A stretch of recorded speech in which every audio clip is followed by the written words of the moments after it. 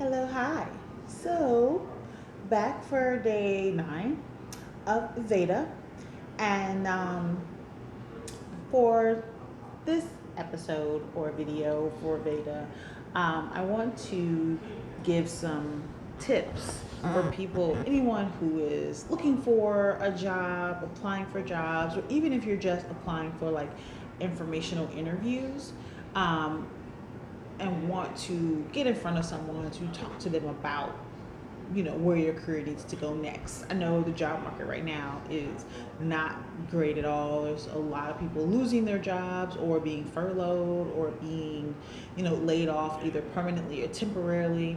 However, in this crazy pandemic, there are some companies who are still hiring, and who are experiencing growth and needing to bring new people onto the team. I happen to work for such a company, and so right now we are looking to bring on two new members of the team to do some support on some projects. And so we've put out some calls for jobs, and there's some things that I've noticed just because I'm the one who reviews the resumes first, that people are doing that I would like to give tips for how to not do. Just want to point these things out because I see it more than once, which means it bears saying. So first one, um, proofread your resume. Make sure that there are no spelling or spacing or weird formatting issues on your resume when you send it to someone.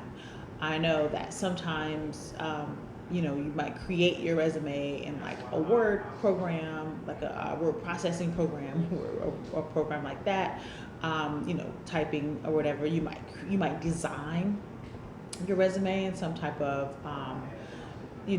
graphic design type of program where you're doing layout, whatever it is, whatever program you're creating it in. When you send your resume to people, you should definitely turn it into a PDF.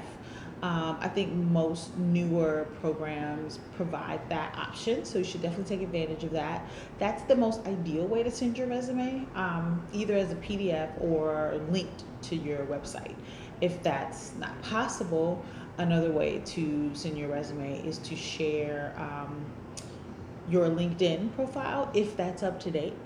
Um, but nonetheless, if you're sending your resume and you turn it into a PDF, or even if it's just a document, which is fine, like a Word document, that's also fine.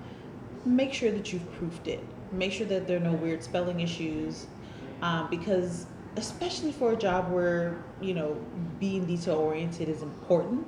And honestly, that's really the case with a lot of jobs. I don't know of very many jobs where it's like you can just be loosey goosey on the details and figure it out. I don't know that that's a thing.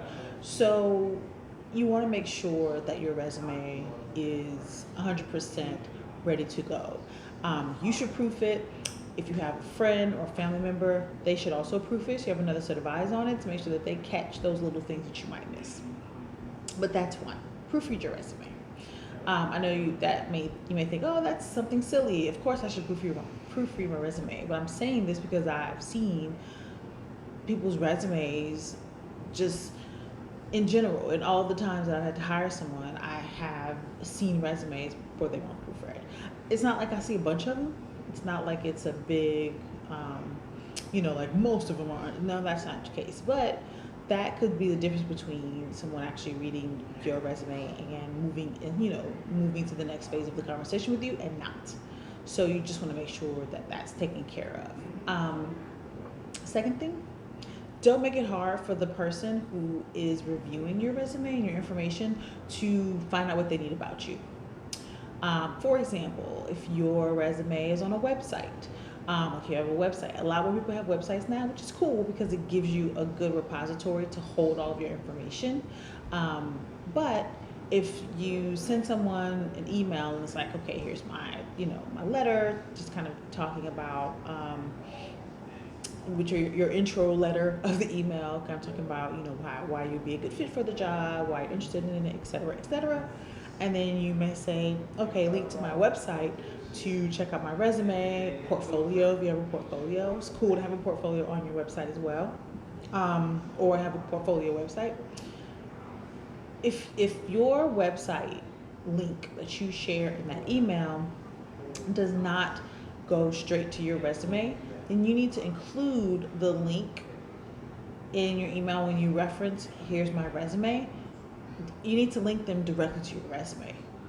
Don't send people to a web page where then they have to figure out how to find your resume, how to find your portfolio, how to see samples of your work if they're not in a portfolio, whatever it is. Like, don't make people have to work for it. Make it as easy as possible for them to get what they need to learn about you, to consider you for the role. If you make them work for it, it communicates to them that you didn't consider their time.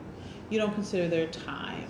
And if you don't consider the time of the person who may be involved with the process of hiring you, are you going to consider the time of the people that you work with if you get the job? If it's a job where you have to work with clients, are you going to consider the time of the clients? Or are you going to have to make them work in order for you to provide a service to them?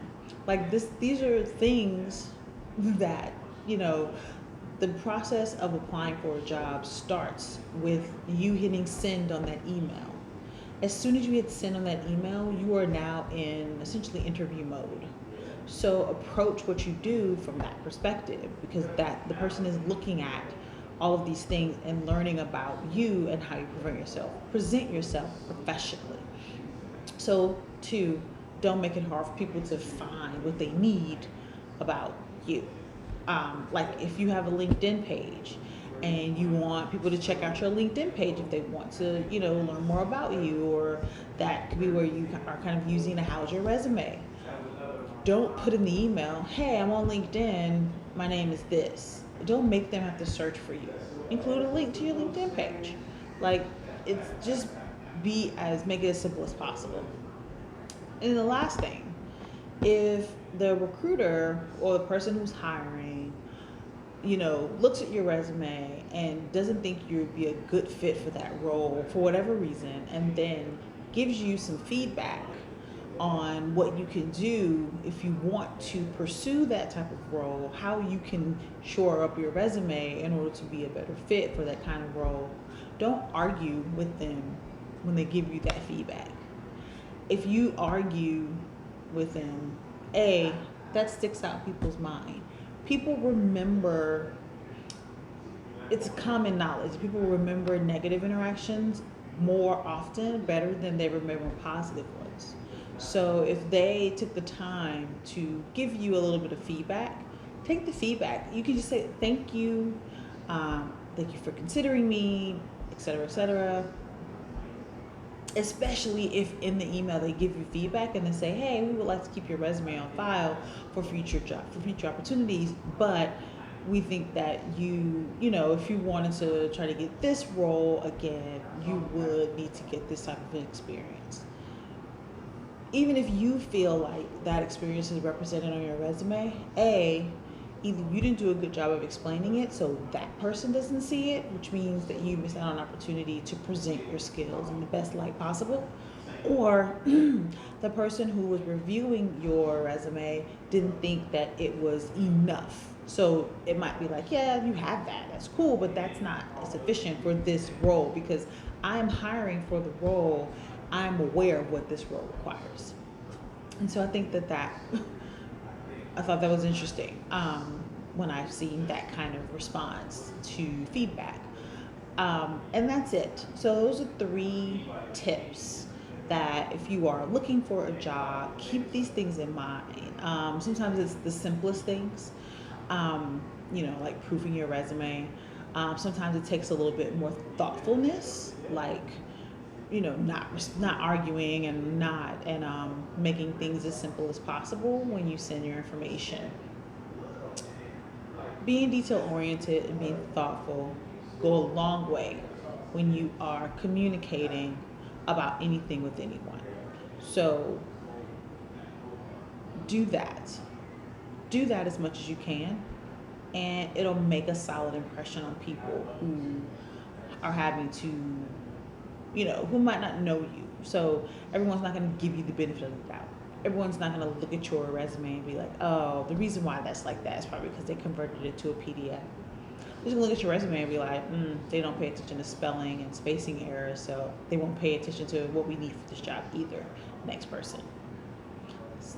So just think about that. So I hope these hip tips were helpful, because, like I said, I know the job market is unpredictable right now, and there are people who are on the job market at a time where they may not have been prepared to.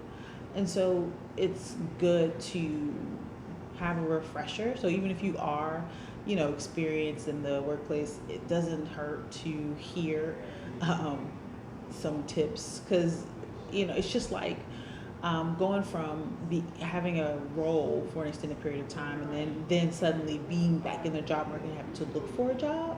It's just like if you're in a long-term relationship and you suddenly find yourself single and kind of mingling again, you have to adjust. Like, things are not, you aren't in that habit. That is not a part of what you're used to doing because you've been in this role. So think about all of that, whether you are brand new or newish to the work world, or you are a veteran or experienced, or someone with, been around for a while and worked. Keep these in mind. Hope they're helpful. If you're looking for a job, good luck. And yeah, that's it for me for VEDA Day 9. If there are any other types of, being a staff, someone who have hired and sought out and trained new team members, if there's some other questions you have about a good way to do that, or some things you experience and would like to discuss further, please ask below in the comments. I would love to hear your thoughts, because everyone has their own experience. But otherwise, thank you, and I look forward to the next time we can talk again.